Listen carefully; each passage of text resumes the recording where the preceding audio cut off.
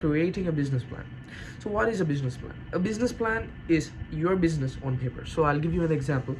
So what do you make this for? So it's basically made for, when investors need to invest in your business, or people who are interested in investing, basically mostly for that, and for yourself on how you run the business.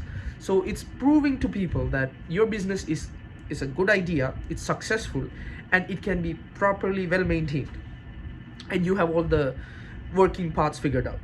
So after you've done all the market research and validating and everything, so we come to this part. So what does this part do? So the main part is of a business idea. So let's get ready on what a business plan is. So what is the first step of a business plan?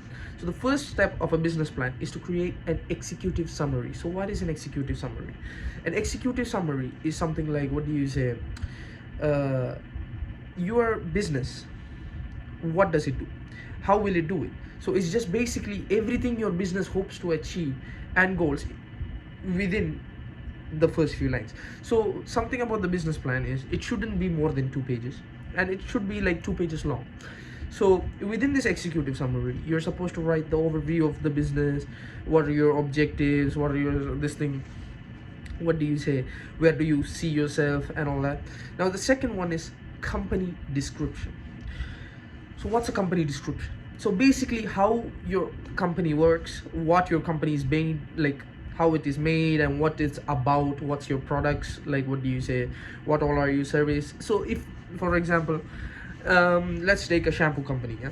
So within a shampoo company, how will you create a business plan for it? So first you create the executive summary on how the business works and your target market and everything like that. So first you take the business point, and then you're like, okay, so this is the shampoo, our shampoos works head and shoulders, what do you say, we aim to achieve this much sales within this month, we, what do you say, our target market is people who don't have dandruff, stuff like that. So what specific advantages you have and what keeps you competitive, that should be within your executive summary.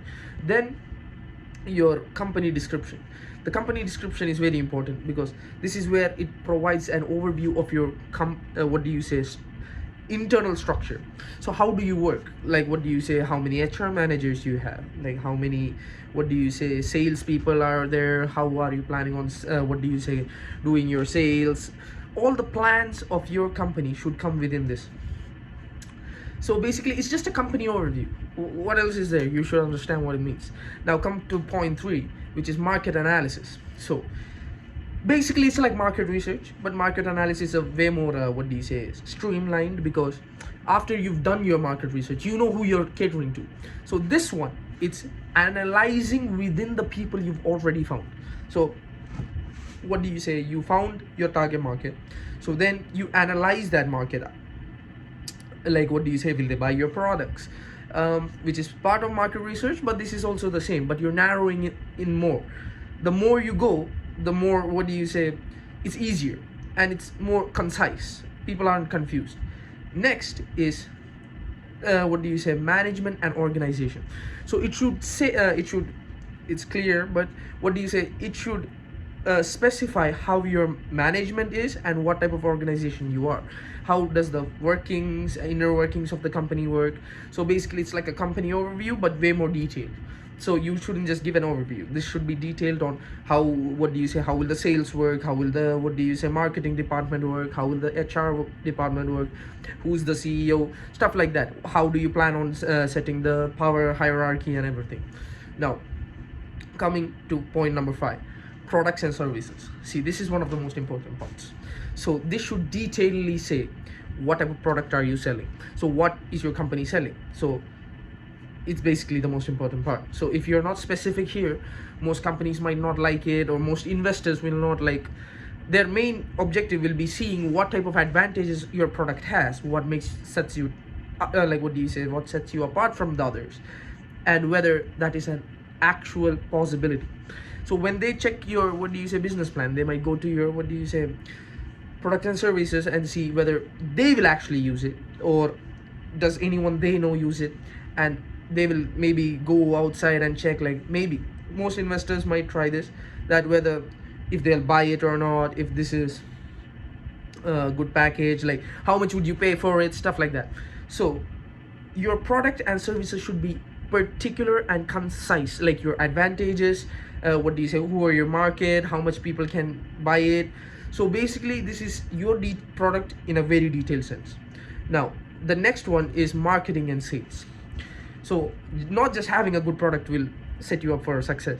What you need is a really good business marketing. So in business, marketing is one of the most important things.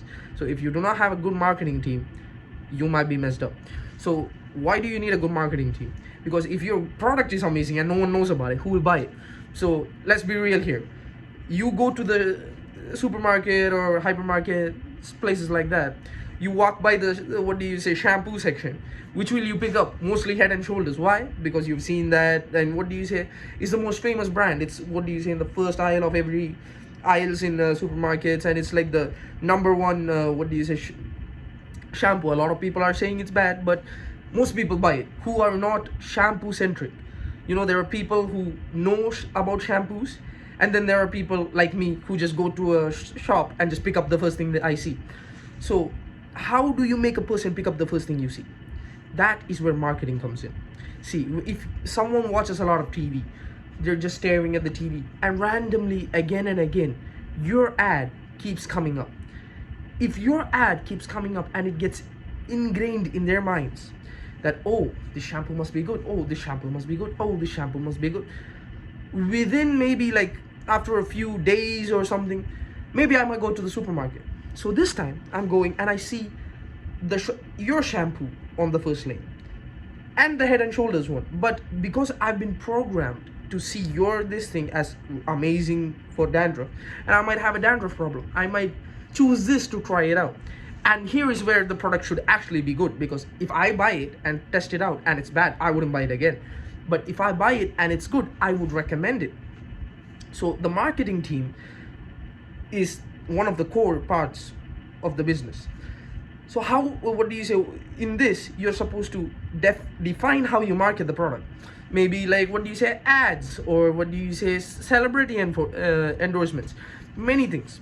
So this is where you tell your marketing. And then your sales plan, like what do you say, how much do you plan on selling, where all do you plan on supplying it, what do you say, basically your sales. Because if you do not sell the product, there is no profit. So this part is also very important. So this business plan is one of the most key factors of your business, as you can see from this. Then your financial plans. What comes under financial plans? So a financial plan is, what do you say, your investing, your stocks, your shares, and stuff like that. What do you say, your future projections of how much the company will be worth, and what do you say, your income and your balance sheet, cash flow, this and that. Everything should be within this what do you say, financial side of things, because it shows how, if your company is already running and you want investors, it shows them how successful your company is, and it is worth the money that you're asking for them to invest in. But if it's not worth that much money, or like if they look through your financial what do you say, statements, and find out that it's not worth the money you're asking, they might just move away. So it's actually very good for having a very good financial point, and you should ask the investors the amount of money corresponding to your financial point. So if your business is very successful and it's on the rise, and you just want to expand it as fast as possible, okay, you can ask for a large sum of money. But if you're just like a running business, there's no ups and lows, then it's better to ask like a medium, like, you know, in the vicinity of a normal place, because most investors want to get on businesses that are rising up and not businesses that are going down. And then it's your appendix, like what do you say, these are any supporting documents, what do you say, basically like financial statements, maybe what do you say, not as important as the financial plan, and like marketing vouchers or stuff that can provide what do you say, backing to your claims in the above section. And now, how to make this a little more, it's a few tips on how to like make it a little more, so what do you say, a little more good. So one is to make it clear and concise, because if it's not clear and concise, people wouldn't read it. Like, you cut out any unnecessary parts, basically like cut out any unnecessary information that you might add. Just come to the meat and gravy, you know. People who don't want to read a lot nowadays, they'll close the thing and go if they don't find it interesting. So cut out all this thing, and then use evidences. to support your claims, because there's a lot of financial fraud where companies say, oh, I make this much money, I make that much money, but then it proceeds to scam them. So investors are very wary of these cases recently. So you should be very aware and very considerate, and you should particularly be very accurate in your evidences. Provide concise evidences. If you provide them with the information that you've used, then they can't say much more, and they will be ready to invest into your company. But if there is doubt, they might not invest. Now, be realistic.